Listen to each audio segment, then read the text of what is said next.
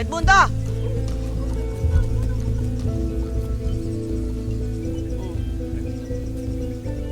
Sige na, lumapit ka na. Kevin! Ito na, Aling Auring. Huwag na lang kaya.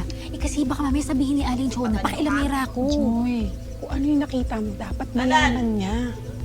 Alam mo sa akin nangyari yan, yung ganyan, yung nagpakilala, lumapit, nilandi ako, pinaikot-ikot yung pala. Gusto lang akong lokohin. Aba, syempre gusto kong malaman na hindi naman ako magbumukhang tanga, di ba? Ganun. Sige, push natin to. Aling Chona, huwag po kayo mabibigla Pero kasi po, napapansin namin na nagkakamabutihan na po kayo ni Hector. Ano naman? Kasi po, yung si Hector, nakita ko po yan. May kasama pong babae. At alam ko pong jowa niya yun. Tapos ang pinag-uusapan nila kung paano kayo huhut-hutan ng pera.